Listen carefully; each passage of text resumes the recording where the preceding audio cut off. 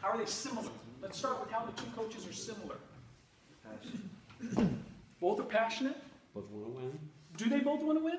Yeah. This guy wants to win too? Oh, big time. Yeah. How are they different? Positive message versus negative message.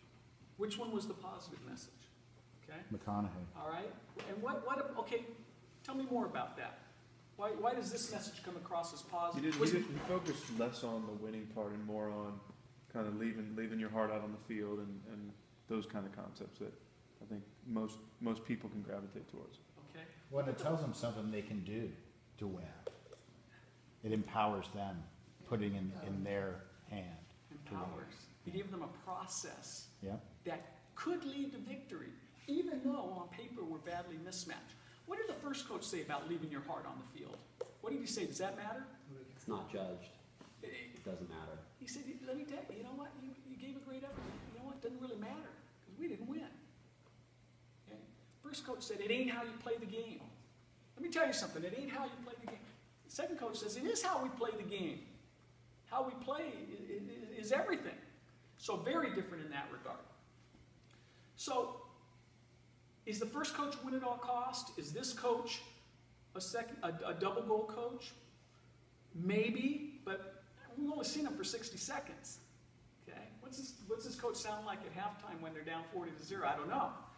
But what we do know is for 60 seconds, the first coach was emphasizing results in the scoreboard. This coach is emphasizing what the research in performance calls and learning calls mastery. And that's our first principle, the Elm tree of mastery. And you're going to understand what Elm stands for here briefly, ELM. Because the scoreboard definition focuses on results. At the end of, how many innings you play? 6, 7, 5? 6.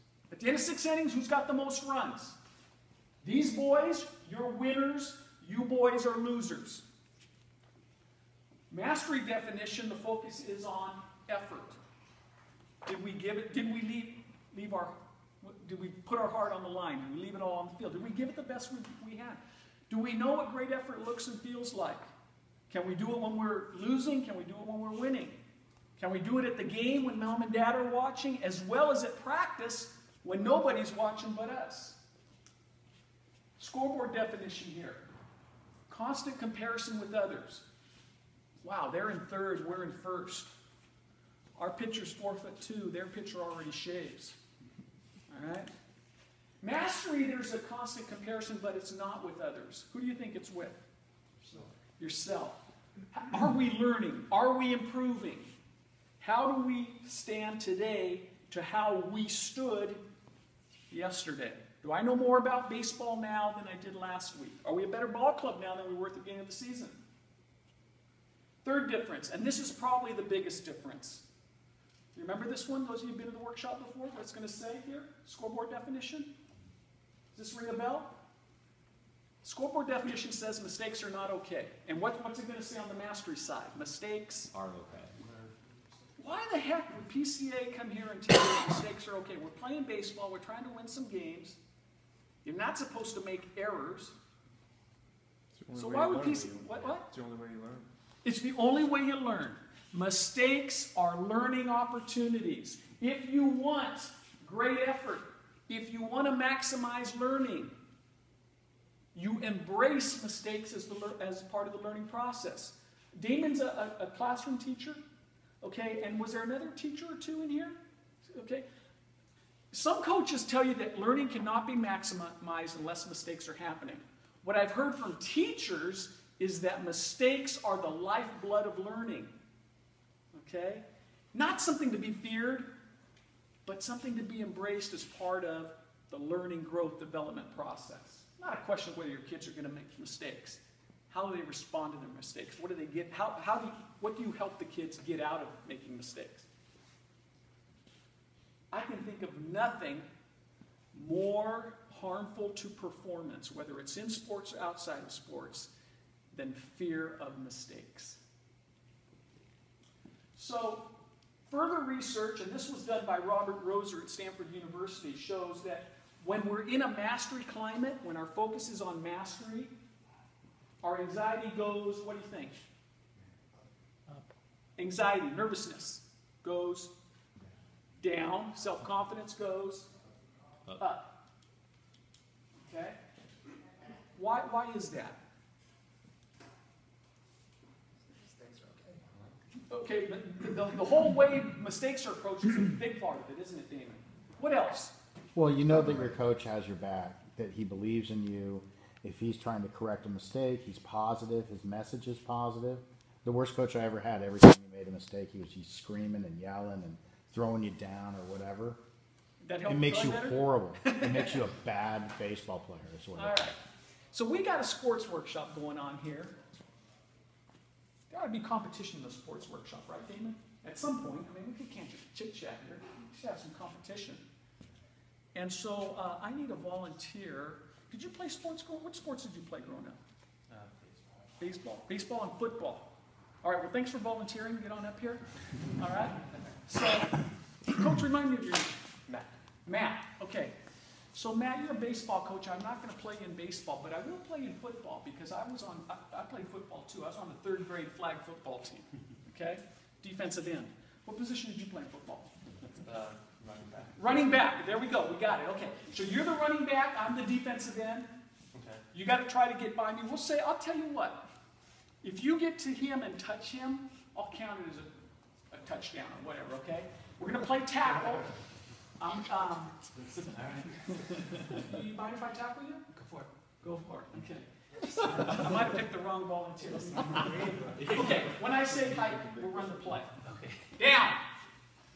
Set. Hold on just a second, Coach. Question for the group. Name again? Matt. Matt.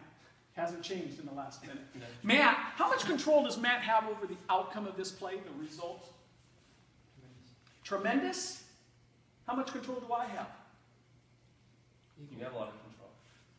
I have a lot of control? Equal. So he has tremendous, but not so tremendous that it's more than me, you're saying?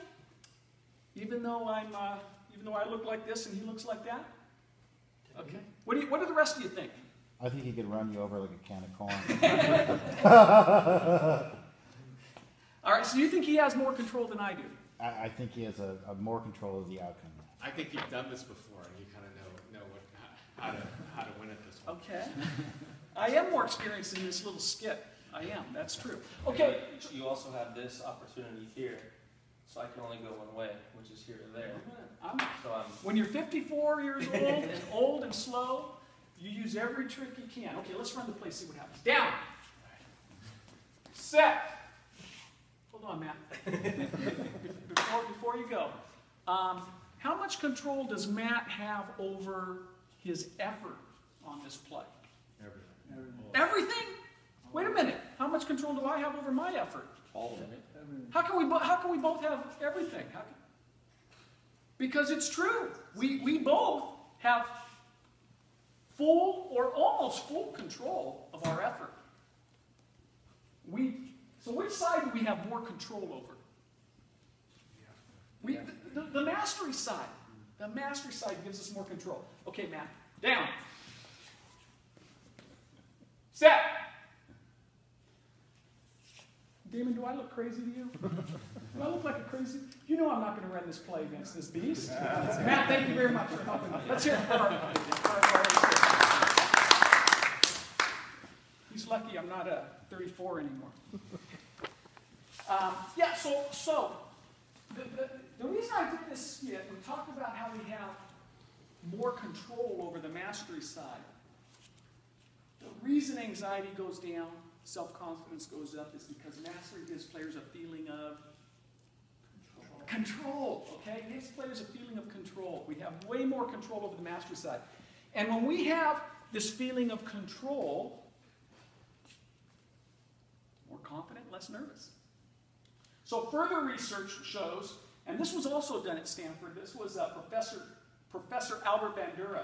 He showed that when you have this feeling of control over whether you're going to be viewed as a success, you will work harder and stick to it longer.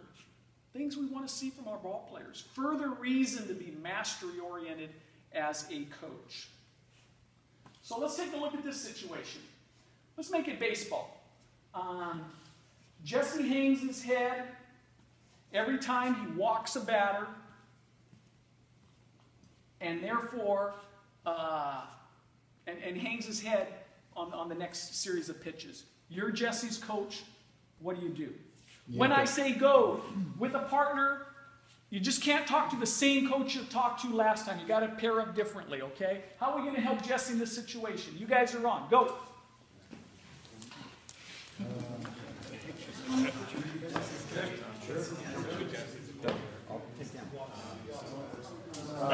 We need to